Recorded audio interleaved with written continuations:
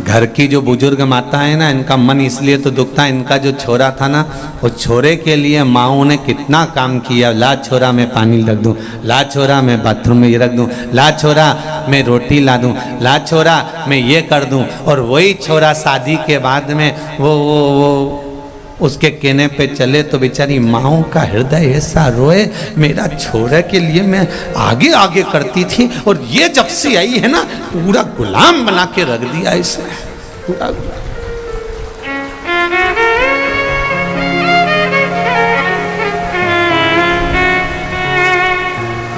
अभी शिक्षक दिवस गया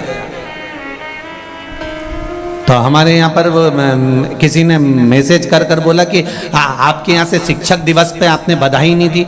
सब दूर के जितने संत, जितने साधु, जितने गुरु, सब ने बधाई दी, आपने शिक्षक दिवस पे कोई बधाई नहीं लिखी। तो हमने कहा हम बधाई देना चाह रहे थे, पर हमारी बधाई से लोगों को बुरा लग जाएगा, इसलिए हमने नहीं दी। तो क्यों बुरा लग जाएगा? हमने कहा हर घर में बहू आती है और सास एक ही बात कहती है, जब से ये आई है ना, इसने मेरे छोरे को सिखा दिया। तो सबसे बड़ी शिक्षक तो बहू है। तो हम उसको बधाई देते तो तुमको बुरा लग जाता, इसलिए हमने कहा बधाई देनी है। जब देखो जब एक ही बात निकलती, इसने कुछ सिखाया होगा, इसने कुछ सिखाया होगा। तो मतलब इतने दिन से ये ढोर था कि मालूम नहीं था कुछ भी जो सिखाया होगा। बस निवेदन इतना सा है, आपके घर के जो संस्कार हैं वो आपके सम्मुख में बोलते हैं। आपने अगर अच्छा संस्कार दिया, आपने श्रेष्ठ संस्कार दिया, आपने श्रेष्ठता बताई है, तो वो श्रेष्ठता दिखाएगा, ये निश्चितता है। भगवान विष्णु के पास में गए तो भगवान नारायण लेटे हुए थे, लक्ष्मी मैया चरण दबा रही थी और लक्ष्मी जी चरण दबा रही, तो इतने में पहुंच गए वशिष्ठ बाबा, विश्वामित्र, दोनों ने अपनी अपनी बात कही। तो कहते से भगवान विष्णु ने कहा मैं तुम दोनों के पचड़े में नहीं पड़ना पड़ता, इसलिए मैं चाहता हूं कि तुम जाओ तो ब्रह्मा जी के पास जाओ। ब्रह्मा जी के पास भेज दिया। ब्रह्मा जी बताओ तब साधना बढ़ी कि सत्संग बढ़ा? ब्रह्मा जी बोले मुझे तो कुछ नहीं मालूम भैया, मैं तो यहाँ से बाहर जाता नहीं हूँ, तुम भगवान शंकर के पास जाओ। शिव जी के पास गए तो भगवान शंकर ने कहा क्या बात है कि तप बढ़ा है कि सत्संग बढ़ा है? तप साधना बढ़ी है कि सत्संग भजन बढ़ा है? शंकर भगवान ने कहा इसका उत्तर तो शेषनाग जी दे देंगे, मेरे को देने की जरूरत ही नहीं। जब मेरा खुद मुनीम इसका उत्तर दे देगा तो मैं काय को दूं? जाओ आप जाकर शेषनाग जी से पूछो। शेषनाग भगवान के पास पहुंच। शेषनाग जी के पास जाकर वशिष्ठ जी ने और विश्वामित्र जी ने कहा बताओ तब साधना बढ़ी कि सत्संग बढ़ा? शेषनाग जी बोले उत्तर जब दूंगा जब मेरे ऊपर से थोड़ा सा वजन कम होगा। ये पृथ्वी लगातार मेरे फन पर घूम रही है, इसको थोड़ी देर रोक दो, रोक दोगे तो मैं तुम्हारी बात सुनूंगा और सुनूंगा तो उत्तर दूंगा। सिर पे इतना सारा टेंशन भरा हुआ है और मैं तुम्हारे को उत्तर दे दूं, ये मेरे बस की बात नहीं। इतने में तुरंत विश्वामित्र जी ने कहा मैं 1 मिनट में रोक देता हूं। और विश्वामित्र जी ने तुरंत हाथ में जल लिया। मैंने अपनी पूरी जिंदगी में जितना तप करा, जितनी साधना करी, जितना मैंने तप साधना करी है, उन सारी तप साधना का फल मैं अब भी देता हूं पृथ्वी तुझको, और तू रुक जा। पृथ्वी को जैसे ही फल दिया, पृथ्वी रुकी नहीं, पृथ्वी चलती रही, घूम रही थी। विश्वामित्र जी ने कहा कि मेरी जिंदगी का सारा तप साधना का फल पृथ्वी तुझे देता हूं, तू रुक जा। पृथ्वी नहीं रुकी। और थोड़ी देर बाद जब पृथ्वी नहीं रुकी तब शेष नारायण ने कहा कुछ करिए तो मैं उत्तर दूं। वशिष्ठ बाबा ने हाथ में जल लिया, जल लेकर कहा मैंने इतने दिन जो सत्संग करा है, उस सत्संग को मैं अगर 3 घंटे करता हूं तो उस 3 घंटे के सत्संग में से आधा घंटा भी निकाल लो, आधे घंटे के सत्संग में से 1 मिनट निकाल लो, 1 मिनट के सत्संग में से भी मात्र आधा क्षण निकाल लो। मैंने अपनी जिंदगी का अगर आधा क्षण हृदय से सत्संग किया है तो ये पृथ्वी रुक जाए। जल छोड़ा और पृथ्वी रुक गई, पृथ्वी रुक। शेषनाग से पूछा बताओ कि तप साधना बढ़ी कि सत्संग बढ़ा? तो शेषनाग बोले बोलने की जरूरत ही नहीं, पृथ्वी तप साधना से नहीं रुकी है। जीवन भर के तप साधना का पुण्य दिया तो पृथ्वी नहीं रुकी, पर एक क्षण का, आधा क्षण का सत्संग का फल दिया और पृथ्वी रुक गई। आपसे वही कहना चाहता हूं कि शिव महापुराण अगर दिल से सुनी है और एक क्षण का भी अगर तुम्हारा मन शंकर में लग गया तो निश्चित है जिस कार्य के लिए आए हो वो कार्य बाबा पूर्ण कर ही देगा। ये निश्चित बात। आदि में पुनिया तुलसी बाबा लिखते हैं, थोड़ा भी सत्संग मिला तो वो जीवन की सार्थकता है, थोड़ा भी सत्संग मिला तो वो आनंद देगा और जरूर देगा।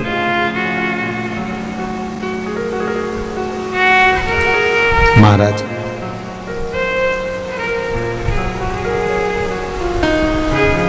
खाली न जाता कोई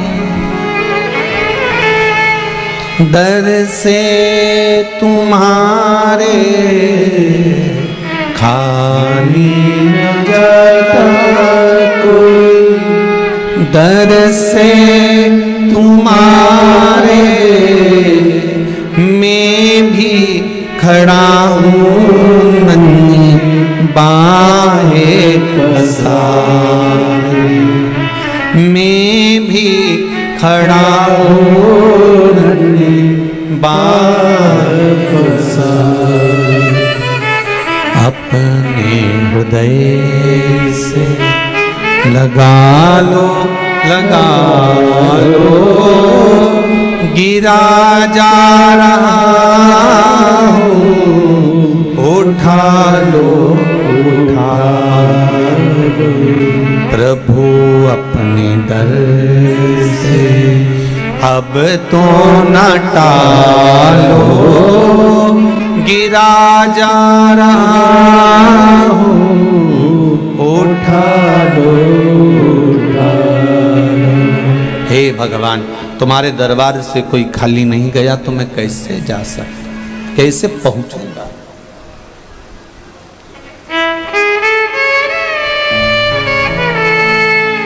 जिसके भीतर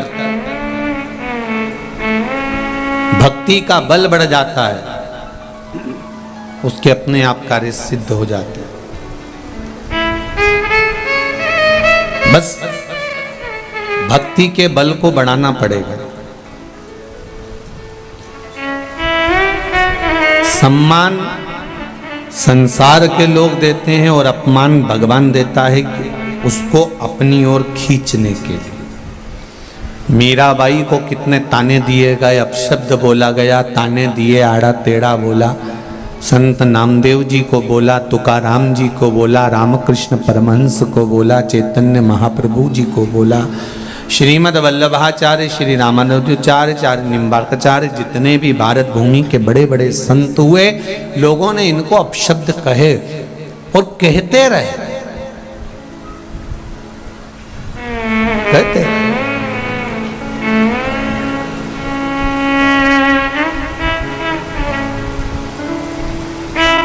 उसकी शरणागति में जाने से दूर नहीं हुए संत।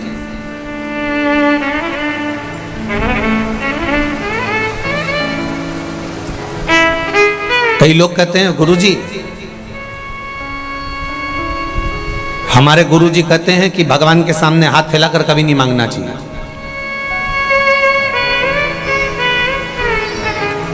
बोलो रिजी जी हो, हरिओ राजस्थान वाली। कई लोग कहते हैं तुमने शिव पुराण ऐसी चालू कर दी कि भगवान के आगे जाके बोल दो, भगवान तुम्हारा काम कर देगा, भगवान के आगे जाके बोल दो, भगवान तुम्हारा काम कर देगा। है ये कोई तरीका है? हमारे गुरुजी कहते हैं कभी भगवान के सामने जाकर कुछ मत मांगो, भगवान के सामने जाकर कुछ भी नहीं मांगना।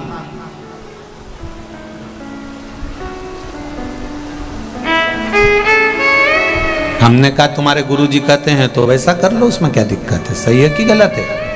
जिसके गुरुजी जो बताएं वो करो। पर हमने तो जो सीखा है वो आपको बता रहे हैं। जब कर्जा बढ़ जाता है, घर में दुख आकर खड़ा हो जाता है, तो सोने की रकम कपड़े में बांध कर उसको लेकर चुपचाप से सुनार की दुकान पर जाया जाता है। बोलो सही है कि गलत है? अरे बोलो, जम के बोलो।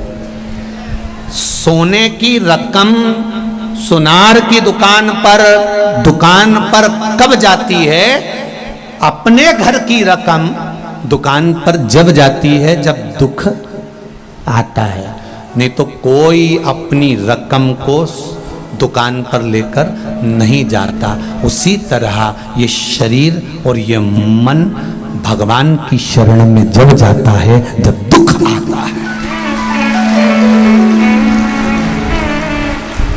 जब दुख आएगा तभी तो दुकान पर जाया जाएगा।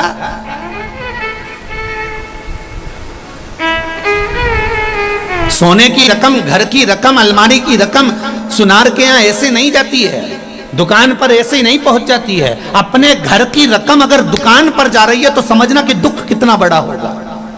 अपने घर में रखा हुआ सोने की चेन, अंगूठी, मंगलसूत्र, हाथ की चूड़ियां अगर जा रही है दुकान पर तो विचार करना कि दुख कितना बड़ा होगा, तकलीफ कितनी बड़ी होगी। जो रोता हुआ आंख में आंसू भरकर दुकान पर लेकर गया। जब कर्जा होता है परिवार में, पूरे परिवार के अंदर आप मांग कर देखना कि मेरा जेठ जी के पास में इतनी जायदाद है, मेरे देवर के पास में इतना धन है, मेरे नंदोई के पास में इतना पैसा है, मेरे काका ससुर के यहाँ पर 4 व्हीलर गाड़ियाँ हैं, मेरी बुआ सास के यहाँ पर इतना है, मेरे पड़ोसी के यहाँ पर इतना है। सबके पास जाना और कहना मेरा 25 लाख का, 50 लाख का, 10 लाख का कर्जा है, चुका दो। कोई चुकाएगा? कोई नहीं।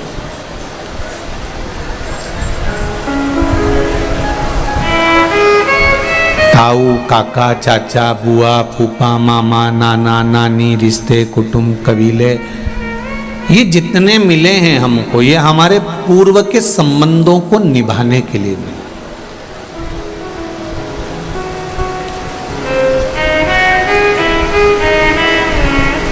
पूर्व का संबंध निभाने के लिए इनको भगवान ने हमारे साथ लगाया है कि ये तेरे मामा जी बनेंगे, ये तेरी बुआ जी बनेगी, ये तेरे चाचा बनेंगे, ये तेरे ताऊ बनेंगे, ये तेरे काका बनेंगे, ये तेरे पिता बनेंगे, ये तेरी माता बनेगी, ये तेरी बहन बनेगी, ये भाई बनेगा।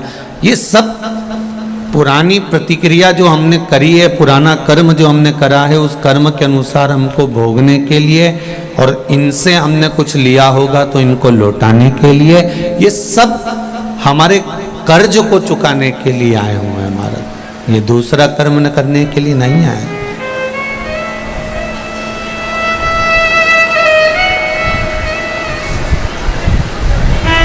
कितना बड़ा भी परिवार हो, पर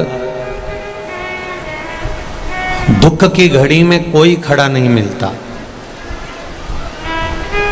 दुख की घड़ी से मतलब कोई मर गया तो भले खड़े हो जाएंगे, कोई चला गया तो भले खड़े हो जाएंगे, पर जहां अब तुम खुद अंदाजा लगा कर रखिए, तुम्हारे बेटा बेटी का संबंध हुआ और वो संबंध में तलाक हो रहा है, जिसने संबंध कराया तुम्हारे रिश्तेदार ने, उसी से कहो ना कि भैया इसको सुलझाओ ना तुम, तो वो कह देगा हम क्या करें भैया, हमने तो लड़की अच्छी देखी थी, हमने तो लड़का अच्छा देखा था, हमने तो संबंध अच्छा देखा था, हमने थोड़ी ना ये कहा था कि तुम करो ही सरी।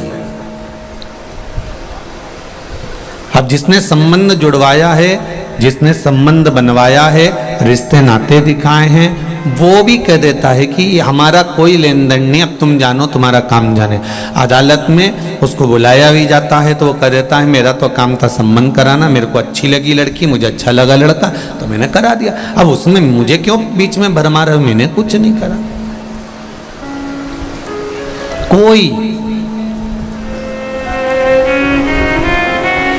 तुम्हारे तकलीफ में नहीं आए। साड़ी खींची दुशासन ने, पूरा परिवार बैठा था, भीष्म पितामह, गुरु द्रोणाचार्य, धृतराष्ट्र, गांधारी और पांडव, कौरव सब बैठे थे, सब रिश्तेदार थे। कोई ऐसा नहीं था कि कोई रिश्तेदार नहीं था। कौन बचाने आया? कोई नहीं।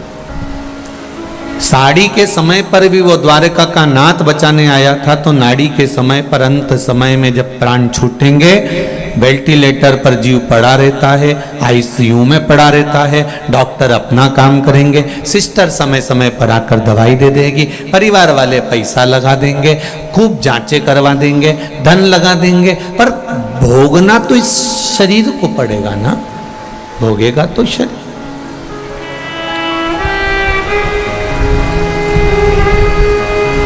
महाराज,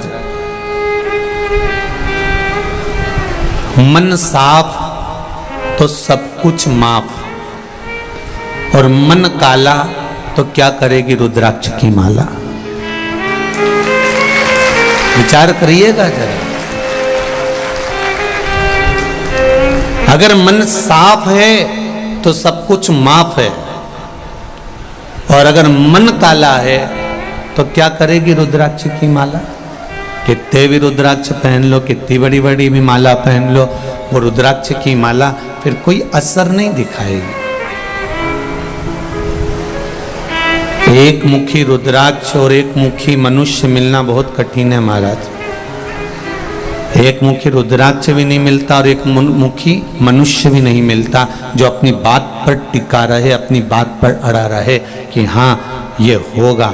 हम तो उस शिव के भरोसे पर छाती ठोक कर कह देते हैं कि तुम लोटा भरकर जल चढ़ाओ, एक बेलपत्री शिव जी को चढ़ाओ, एक चावल का दाना या एक पुष्प की पंखड़ी भी अगर शंकर भगवान को चढ़ा रहे हो तो मेरा तो विश्वास करता है कि वो दुख की घड़ी में संकट काटने जरूर खड़ा रहेगा, ये निश्चित है।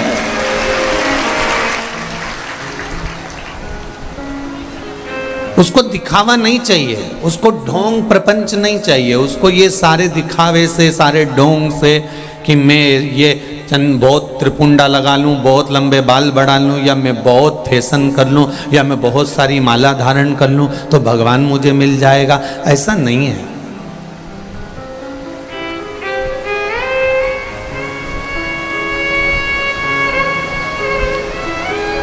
बहुत श्रृंगार की भी जरूरत नहीं पड़ती उसको पाने के लिए।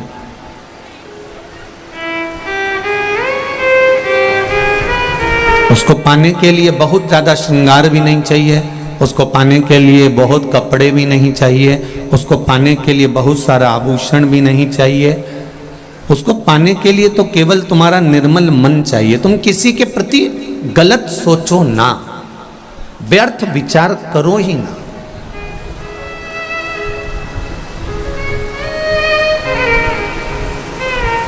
दिन भर मुख से आड़ा टेढ़ा निकलता रहता।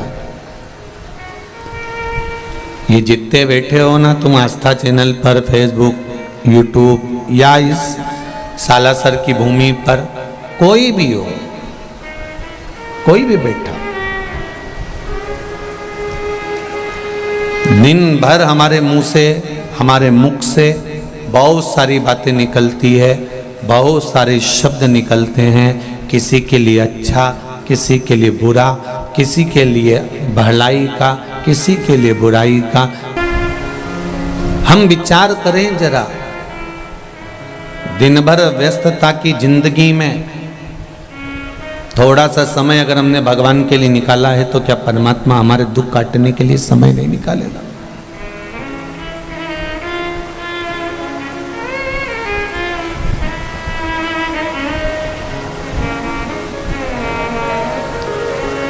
आज कोई, हम जब जायसवाल भवन में जहाँ रुके हैं वहाँ पर कह रहा था कि जब देखो, जब मेरा सम्मान संसार के लोग करते हैं और अपमान भगवान खुद करवाता है। अपमान दुनिया का कोई व्यक्ति नहीं करवा सकता, ना दुनिया का कोई व्यक्ति कर सकता है। सम्मान दुनिया के लोग करते हैं और अपमान मेरा देवाधिदेव महादेव करवाता है। उसका कारण एक है, अपमान कर हमारे काम और लोभ वासना तृष्णा को समाप्त कर कर हमारा अपमान कराकर हमें भगवान अपनी ओर मोड़ लेता है, तुरंत मोड़ता है।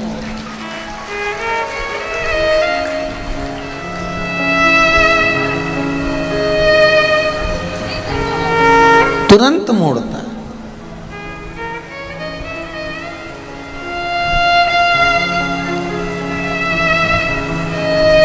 कल हम आशीष से कह रहे थे, आशीष इतने सारे लोग कथा सुनने आ रहे हैं, कोई बस पे बैठा है, कोई गाड़ी पर बैठा है, कोई दीवार पर, कोई ये पंडाल के पाइपों पर, कोई दूसरे गार्डनों में, कोई धर्मशालाओं की छतों पर, खिड़कियों में, कहीं कहीं लोग चढ़कर बैठे हैं।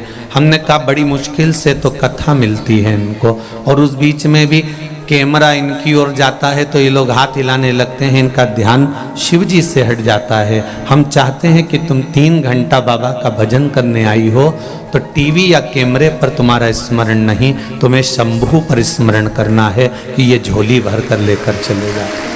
अगली बार जब हम कथा करने आए या आप हमको 3 महीने बाद कहीं कथा के पंडाल में मिलो तो तुम कह सकती हो कि मैंने सालासर में दिल लगाकर कथा सुनी थी, मैं टीवी के चक्कर में नहीं या दिखावे के चक्कर में नहीं, मैं बाबा की कथा सुनने आई थी और बाबा ने मेरी झोली खुशियों से भर दी, मैं फिर आ गई हूँ कथा सुनने, मैं फिर कथा में पहुंच गई।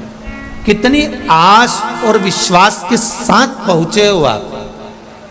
और केवल आज जो लोग आए हैं वही 4 बजे से 7 बजे तक कथा सुन रहे हैं। कल कथा का समय ये नहीं रहेगा, कल कथा का समय तो सुबह 9 बजे से 12 बजे तक रहेगा केवल। और टीवी पर कथा भले 4 से 7 आएगी, पर यहाँ पंडाल में सालासर जी में जो कथा होगी वो सुबह 9 बजे से 12 बजे तक हो जाएगी। और 12 बजे सब अपने अपने घर को चले जाएंगे, स्मरण करेंगे। पर कोई पूछेगा आपसे कि तुम सालासर जी गई थी, बालाजी के धाम गई थी, तुम बाबा की कथा सुनने गई थी और भगवान शंकर का अवतार है मेरे सालासर वाला, 11वां रुद्र अवतार है भगवान का, तो वहां से क्या मिला? तो कह देना कि ये तो मैं 3 महीने बाद बताऊंगी, अगर मैंने दिल से सुनी है तो वो दिल से देगा जरूर, ये निश्चित है। खाली झोली नहीं रखता वो, भरकर भेजता है। और पहले विचार करो कि तुम किसकी आई हो।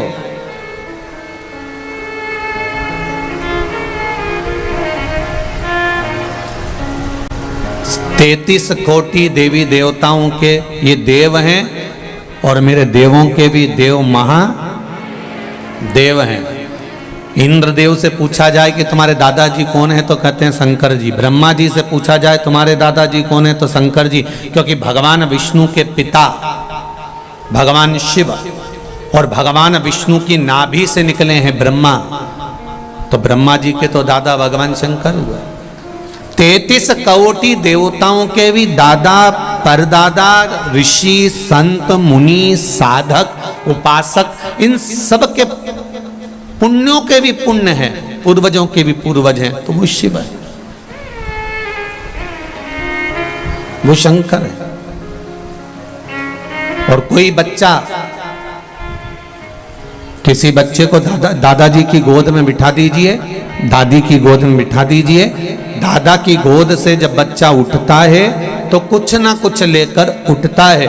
उसी तरह शिव महापुराण में जो बैठता है और बैठने के बाद जो 7 दिन बाद उठता है, 5 दिन बाद उठता है, तो मेरा देवाधिदेव महादेव कुछ ना कुछ देकर बैठता है, ये निश्चित है।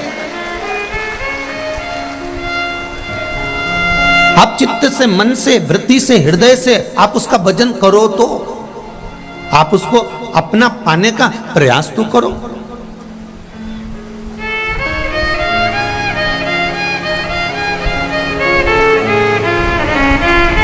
जितना तो वो तप से नहीं मिलता, जितना वो साधना से नहीं मिलता, जितना वो आराधना से नहीं मिलता, उतना वो केवल सत्संग से मिल जाता है। एक प्रसंग आता है वशिष्ठ ऋषि और विश्वामित्र जी का, दोनों में लड़ाई हो गई है, आपस में थोड़ा सा विवाद हो गया। वशिष्ठ ऋषि, वशिष्ठ बाबा और विश्वामित्र बाबा, दोनों में विवाद हो गया। विश्वामित्र जी कह रहे हैं कि तप बढ़ाए, क्योंकि विश्वामित्र जी ने जिंदगी भर राजघराने होते हुए दिखते थे। क्या बैकुंठ में दरवाजे नहीं थे? और 2 बहनें थी, घर में चक्की नहीं थी। जब घर में चक्की नहीं तो दोनों बहनों ने विचार करा कि फिर ये गेहूं को कहां ले जाकर पीसे।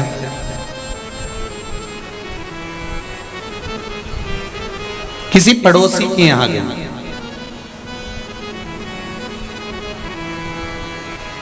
और पड़ोसी के यहाँ जाकर दोनों बहनें गेहूं पीसने लगी। एक बहन उसमें से गेहूं का दाना उठाती है, खाती है, पीसती रहती है। दूसरी देख रही है, पहली उठाती जाए, खाती जाए, पीसती जाए। किसी किसी की आदत रहती है कि वो गेहूं या बाजरा या जौ कुछ भी पीसते पीसते मुंह में का दाना पटक लेती है, खाती जाए। अब एक बहन तो मुंह में डालती जाए, खाती जाए, पीसती जाए। दूसरी मना कर रही है, क्यों पागल जैसे काम कर रही है। जब आटा पिस जाएगा, गेहूं का आटा हो जाएगा, तब घर पर चल के रोटी बना के खाएंगे। अभी तो मुंह में डाल रही है, अच्छी बात सुने ना। क्या कर रही है ये? बार बार बार बार बार बार बार बार एक एक दाने को उठाकर मुंह में डालती जा रही है। समझाए?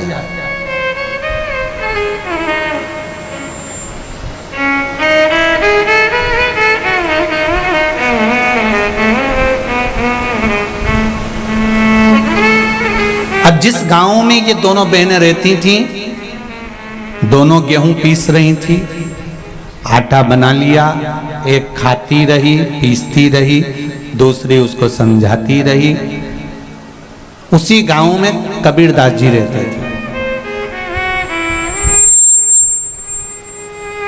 और उसी गांव में जब कबीरदास जी रहते तो ये दोनों बहनें जब आटा लेकर चली, और चलते इन दोनों बहनों का पांव फिसल गया, और फिसला और पूरा आटा कीचड़ में चला गया। अब आटा कीचड़ में गया, कबीरदास जी ने वहीं खड़े होकर बोल दिया, आटो पड़ो कीच में कछु न आयो हाथ, पीसत पीसत चबायो सोई निभायो साथ।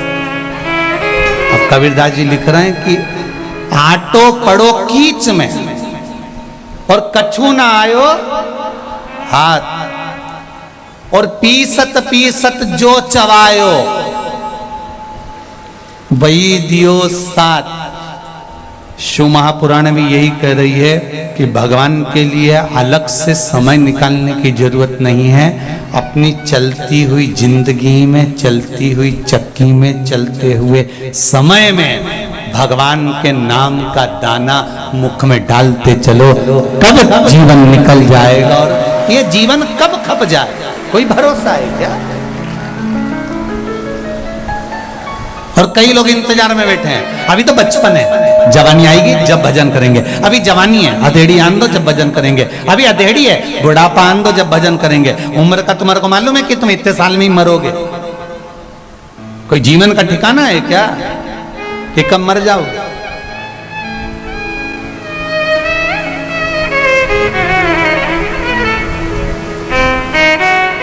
काल करे सो आज कर, आज करे सो अब, पल में प्रलय हो जाएगा, हरि जपेगा कब। ये जीवन का कोई भरोसा नहीं, कोई ठिकाना नहीं कब क्या हो जाए। हाँ, अगर तुम्हारा विश्वास पक्का है, तुम्हारी भरोसा दृढ़ है, तुम भरोसे के बल पर जी रहे हो, तो ये निश्चित है कि शिव तुम्हें साथ। एक पत्र आया है, देख, आज पत्र बहुत सारे हैं।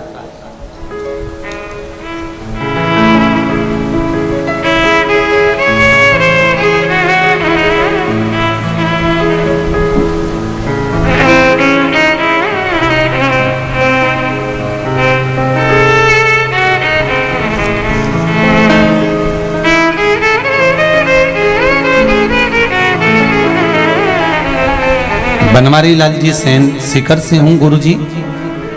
आपके बताए अनुसार सावन की शिवरात्रि कहीं बैठे हैं बनवारी लाल जी सेन? कहीं बैठे हो तो हाथ हिलाइएगा, जहां कहीं भी बैठे हो हाथ हिलाइएगा। आपके बताए अनुसार सावन की शिवरात्रि पिछले साल मेरी बेटी ने पूजा की और अभिषेक किया। 14 साल उसकी शादी को हो गए थे, संतान नहीं थी गुरुदेव।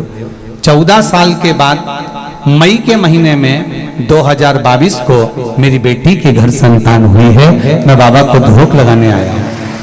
ये शिव है। एक पत्र और देखिए,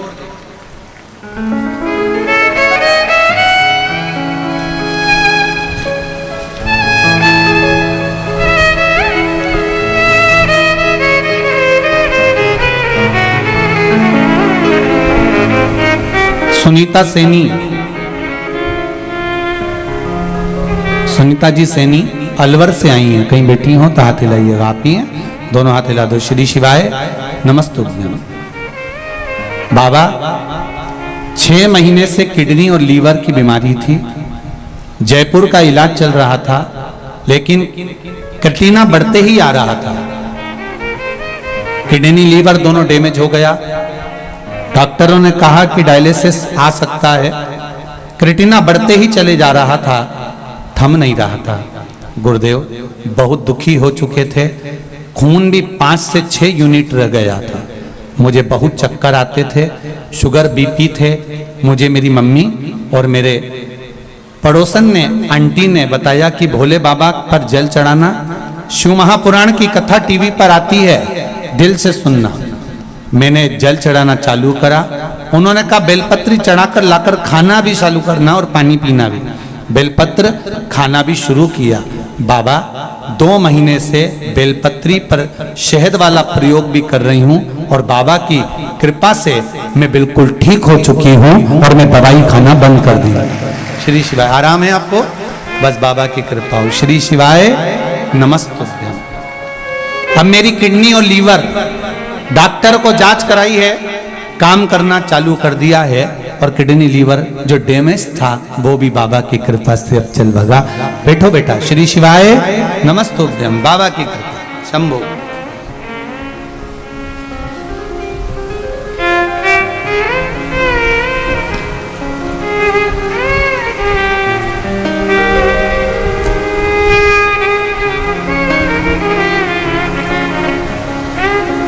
दीपिका शर्मा रतनगढ़ चुरू से हैं, कहीं बैठी हो तो हाथ हिलाएंगे। आप ही हैं, दोनों हाथ हिला दो एक बार।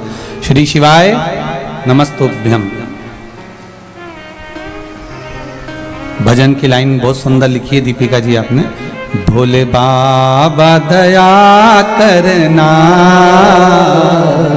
मैं तेरे भरोसे हूँ। मैं बाबा की उदारता का क्या बखान करूं गुरुदेव। बाबा मेरे बेटे गौरव महर्षि ने बैंक की नौकरी के लिए खूब प्रयत्न किया। जितनी बार एग्जाम देता नहीं निकल पाता। बहुत समय हो गया गुरुदेव, एग्जाम दे देकर थक गया। आखिरी में लगने लगा कि अब नहीं लगेगी। जो लोग पैसा दे हो सकता उनका लगता हो, पर बाबा एक बार शिव महापुराण की कथा श्रवण करी। बाबा ने आपकी कथा के माध्यम से पशुपति व्रत किया और शंकर भगवान की ऐसी कृपा हुई कि मेरे बेटे को जब अगली बार एग्जाम देने के लिए गया तो आरबीआई बैंक में मैनेजर की पोस्ट प्राप्त हो गई। शिव जी को धोख लगाने आई हूं, प्रणाम करने के लिए। बहुत बहुत बधाई बहन आपको। श्री शिवाय नमस्तुभ्यम। गुरुदेव गायों को लंपी रोग ग्रसित गाय हैं, जिनको मेरे परिवार द्वारा शिवजी पर चढ़ाए हुए जल को पिलाने से गाय रोग मुक्त हो गई है। गुरुदेव हमारे यहाँ की गाय भी हमने शंकर जी पे चढ़ा हुआ जल और बेलपत्र खिलाया तो आराम लगना प्रारंभ हुआ है। ये शिव कृपा है। प्रणाम करती हूँ। हर हर। बैठिए बहन, बैठिए। श्री शिवाय नमस्ते।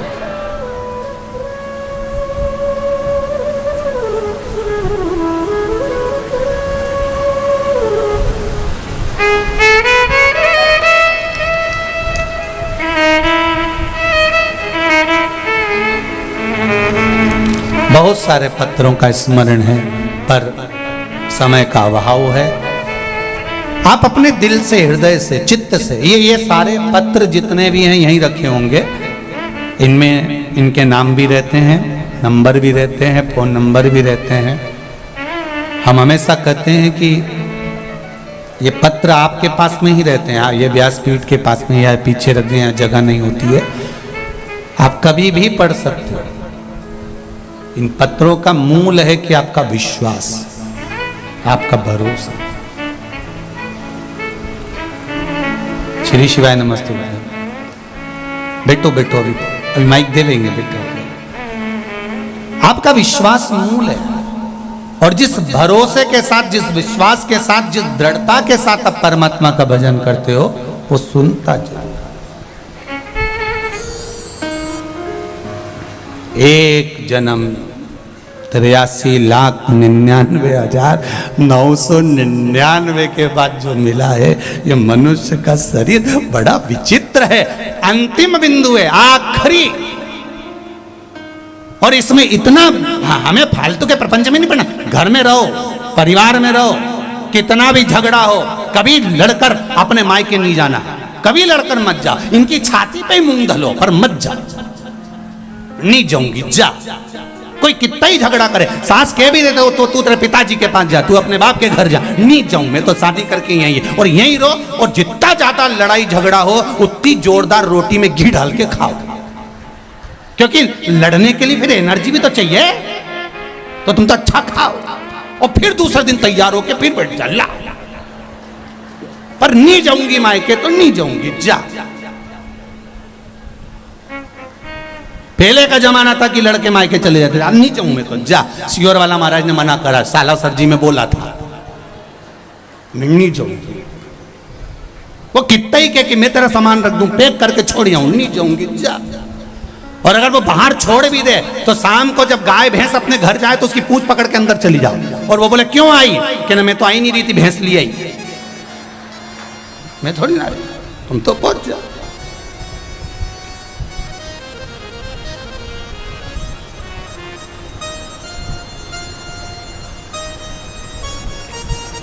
रहो, प्रेम वश रहो। नियम ले लेना कि अब अपना 83,99,999 जन्म के बाद ये मनुष्य की देह मिली है, रोकर नहीं निकालूंगी, खुश होकर निकालूंगी। बीमारी आई है, रोग आया है, तकलीफ आई है, थोड़ा कर्जा हो गया है, टेंशन आ गया है, कोई बात नहीं। हर बात में एक बात को याद रखना कि मेरा देव अधिदेव महादेव मेरे साथ है, सब चिंता वो मिटा देगा। मेरा बालाजी सरकार बैठा है, सब टेंशन मिटा। क्यों सोच,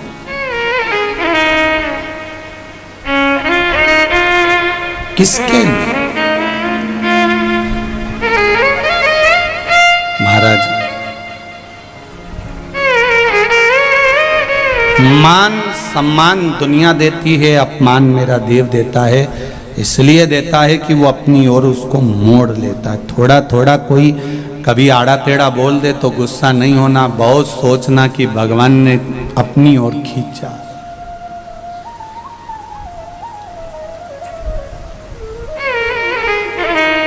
अपनी ओर खींचा, वो साधारण नहीं। छम छम नाचे देखो वीर हनुमाना, छम छम नाचे देखो वीर हनुमाना, छम छम नाचे देखो वीर हनुमाना, छम छम नाचे देखो वीर हनुमाना। कहते हैं लोग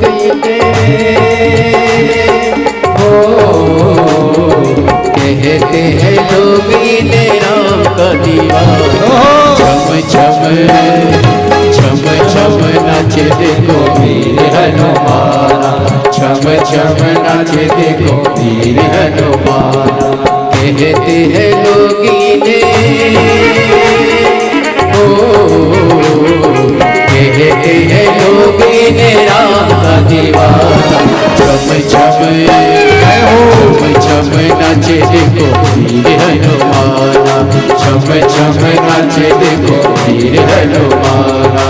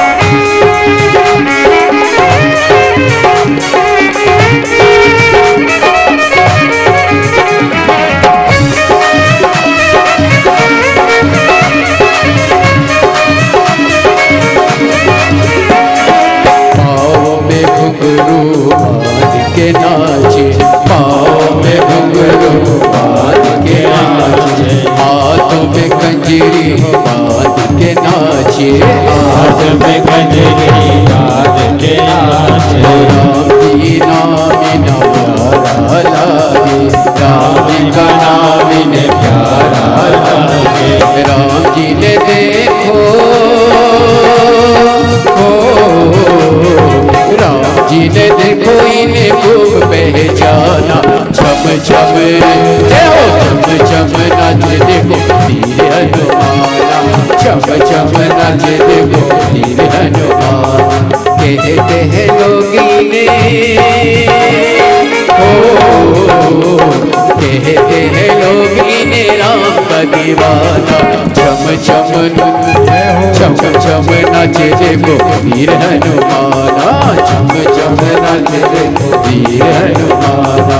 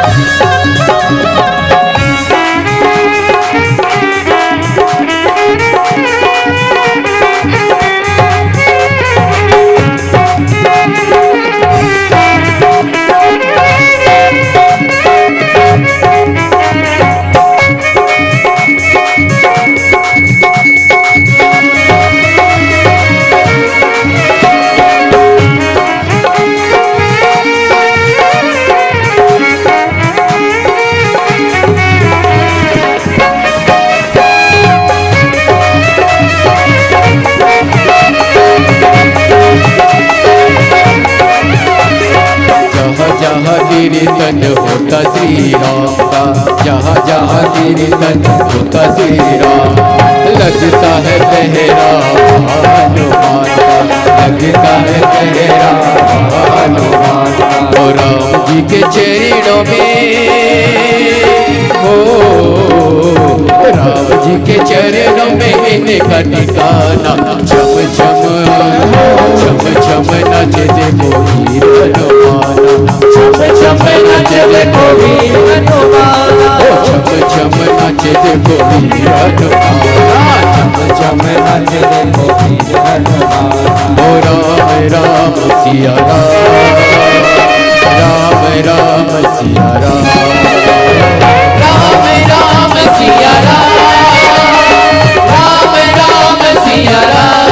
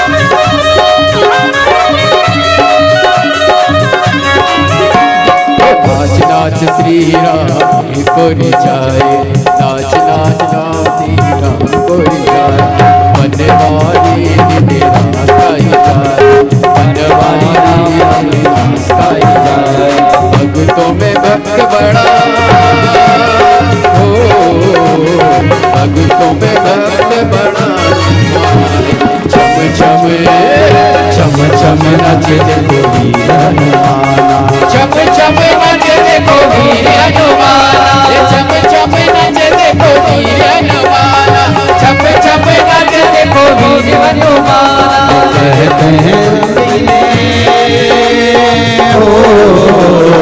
कहते हैं लोग इन्हें राम का दीवाना, चम चम चम चम नच देखो वीर हनुमाना, चम चम नच देखो वीर हनुमाना, ओ चम चम नच देखो वीर हनुमाना, चम चम नच देखो वीर हनुमाना, चम चम नच देखो वीर हनुमाना, ओ चम चम नच देखो वीर हनुमाना। और रामचंद्र भगवान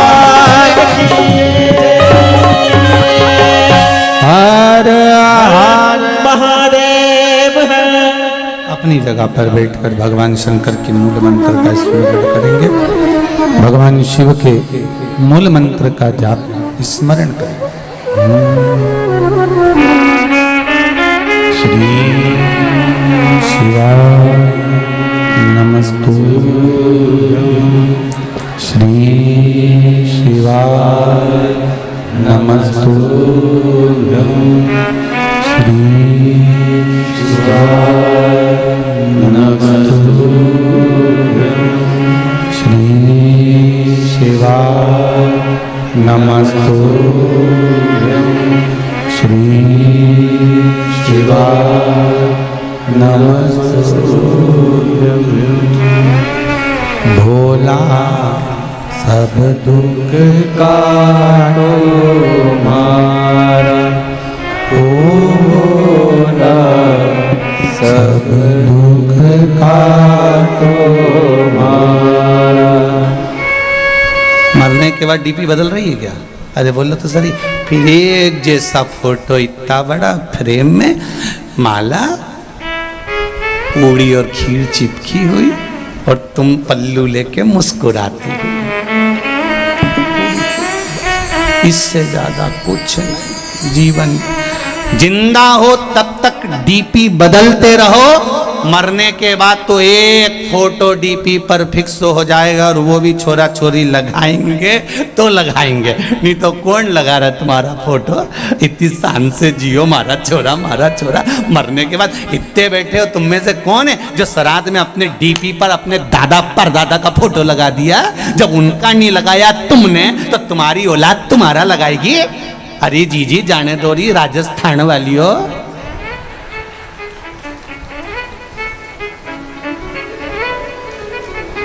कोई नहीं याद करे, फालतू की बात। जब चले जाओ तो लोग बूंदी और सेव चढ़े खूब खाए, पर कोई नहीं याद करे। कौन याद करेगा? जिंदगी है, अलमस्त होकर जियो, रोके नहीं, खुश होकर जियो। इतनी प्रसन्नता का जीवन जीना कि दुख है और बहुत चेहरे पर स्माइल है तो लोग भी, परिवार वाले भी कहेंगे कितनी दुखी थी, कितना कर्जा है, कितनी तकलीफ में है, तो भी कितनी मुस्कुरा रही है। पूरे परिवार वालों को तुम्हें देख के टेंशन हो जाएगा कि इतना दुख होने के बाद ये हंस क्यों रही है। उनकी रोटी नहीं भाएगी, उनको आधा खा के छोड़ देंगे कि ये मुस्कुरा क्यों रही है। कारण क्या है इसके मुस्कुराने का? इतना दुख होने के बाद, इतना कर्जा होने के बाद, इतनी तकलीफ होने के बाद, शरीर में इतना कष्ट होने के बाद भी जब देखो जब खजूर वाली चोटी करके खूब जोरदार दिखे तो भगवान कहते मुस्कुराते रहो, चेहरे पर प्रसन्नता होना चाहिए। आग लगे बस्ती में, आवाज नहीं आई है जरा के बोलो, आग लगे बस्ती में और अपन रहो मस्ती में। क्या किसको रोइए, चादर तान के सोइए। अपने को क्या करना कि कौन क्या कह रहा है, कौन क्या बोल रहा है। वो बोले तो बोलने दो, आड़ा टेढ़ा बोले तो बोलने दो। हम तो बहुओं से भी कहते हैं तुम्हारी सास कुछ भी बोले वो बोलती रहे, बोलने दो। तुम तो भजन गाओ ना, तुम तो भजन। वो गाली दे, तुम श्री शिवाय, बस सास को ऐसी देख के 2-4 बार बोल दो श्री शिवाय, सास भी बोलेगी कुछ जादू कर रही है क्या, बस इतना तो वो बोले कि जादू कर रही है। कहना पता नहीं, मुझे तो नहीं मालूम, पर इस मंत्र में जादू हो सकता है, तभी तो महाराज व्यासपीठ से बोले और लोग लाखों की संख्या में मोबाइल और फेसबुक पर सुनते रहे। इस मंत्र में कुछ तो होगा, ये निश्चित है। जपो श्री शिवाय नमस्तुभ्यम, ये जिह्वा से जितनी बार निकलता है। शिव महापुराण में अभी कुछ समय पहले, 1-2 महीने पहले इंदौर में कथा थी, लोगों ने बहुत ऑब्जेक्शन लिया, ये श्री शिवाय नमस्तुभ्यम कहाँ से आया, ये कोई मंत्र है क्या, ये कोई साधना है क्या, लोगों ने खूब ऑब्जेक्शन लिया। उसके बाद में लोगों ने जब शिव पुराण में देखा, शिव पुराण में जब देखना चालू करा, तो शिव पुराण में लिखा था विद्येश्वर संहिता में कि इस मंत्र को बोलने वाले का केवल मुख का दर्शन कर लो तो काम हो जाता है, उसमें लिखा है। जब लोगों ने इस मंत्र का ऑब्जेक्शन लिया कि ये मंत्र क्यों, श्री शिवाय नमस्तुभ्यम कहाँ लिखा है, इस मंत्र का क्या प्रयोग होता है, इसको क्यों जपा जाए, जब लोगों ने इसको जब जनमानस में भेज दिया कि ये तो सियोर वाला महाराज ने बनाया मंत्र, ये तो फालतू का है, ये तो होना ही नहीं चाहिए, ये तो ऐसा नहीं होना, तब लोगों ने फिर पुराण में ढूंढा कि आखिर लिखा कहाँ है। तब इनने ढूंढा तो उसमें लिखा हुआ आ गया कि इस मंत्र का जप करने वाला व्यक्ति इसको केवल मुंह से बोल भी ले और उसका चेहरा भी देख लो तो ही मनुष्य का सब कार्य सफल हो जाता है। तो फिर बोलने में अपना क्या जाता है, प्रेम से बोलो श्री शिवाय नमस्तुभ्यम।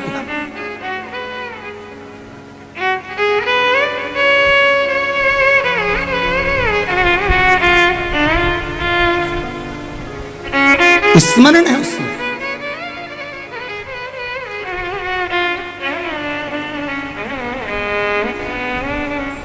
लोगों का काम है भरमाना, लोगों का काम है भटकाना, पर शिव महापुराण कहती है आपको भटकना नहीं, आपको शरणागति लेना। शरणागति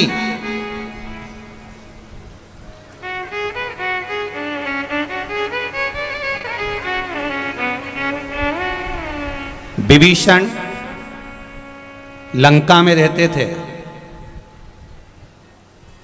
कैकेयी अयोध्या में रहती थी। कैकेयी अयोध्या में रहने के बाद भी नहीं सुधरी और विभीषण लंका में रहने के बाद भी नहीं बिगड़े। कारण भीतर का जो संस्कार होता है ना, इसको कोई मिटा नहीं सकता। विभीषण के भीतर ऐसा संस्कार था कि विभीषण उससे डोला नहीं, और कैकेयी के भीतर जिदपन था तो उसको कोई टोला कोई नहीं।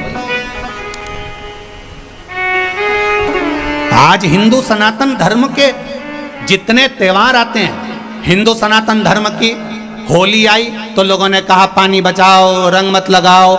दिवाली आई, बम फटाके मत फोड़ो, प्रदूषण आएगा।